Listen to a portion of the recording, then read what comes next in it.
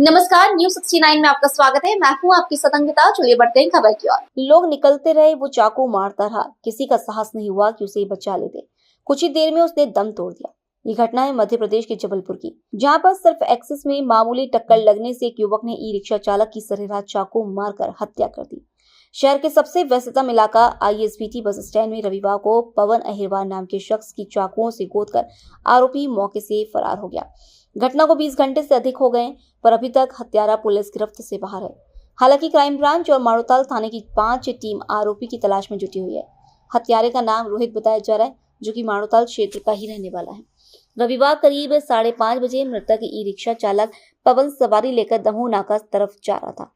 जैसे ही वह ISBT bus stand के पास पहुंचा, तभी बगल से निकल रहे रोहित की एक्सिस टकरा गई।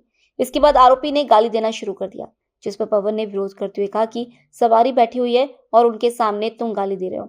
इतना सुनते ही वह गाड़ी से उतरा और बीच सड़क पर ही पवन पर चाकू से हमला करना शुरू कर दिया। आरोपी रोहित पाल पवन पर हमला करता रहा और निहत्या पवन उसका सामना करता रहा।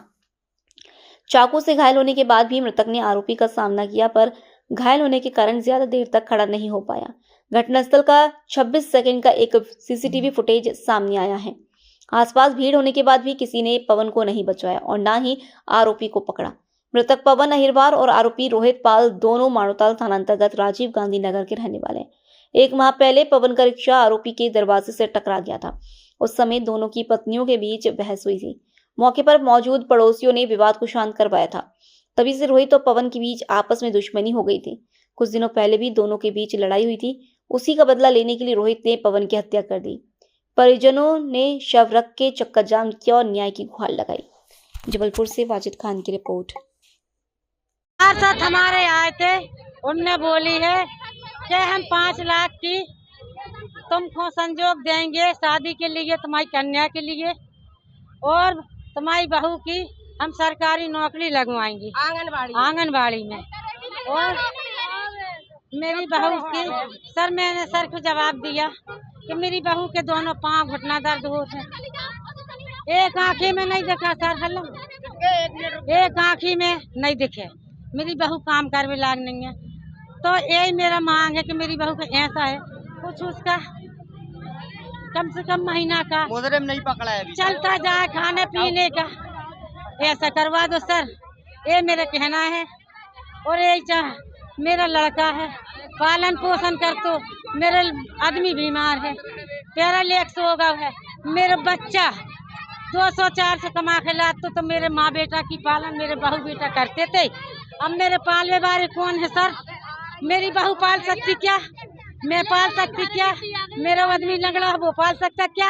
अब एक जवाब मेरे को कलेक्टर साहब से चाहिए, SDM से।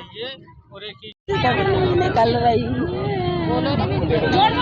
हम लोग को इंसाफ चाहिए और वो हम लोग के मोहल्ले में नहीं रहेगा। उसका घर हमारे नाम पे चाहिए है ना, हमारी मम्मी काम पे नहीं जाएगी, उसको वो बनाओ, पेंशन बनाओ महीने की, वो घर बैठ के खाएगी और कुछ नहीं करेगी।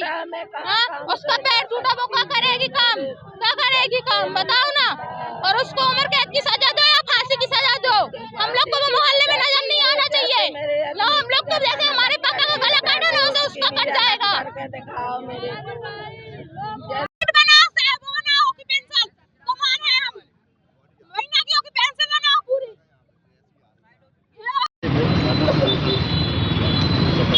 ISBT के पास कल एक घटना हुई थी। उस घटना के विरोध में जो है मृतक के परिजनों द्वारा यहाँ पे प्रतिशोध व्यक्त किया जा रहा था, और जिसमें महिलाओं की संख्या काफ़ी थी, जिनको यहाँ से हटा दिया गया है।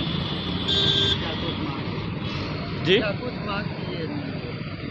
मांग करेंगे, इनकी मांग है कि हमको न्याय मिलना चाहिए और न्याय संगत कार्रवाई की गई है, और जो शेष बची है वो पूर्ण कर दी जाएगी।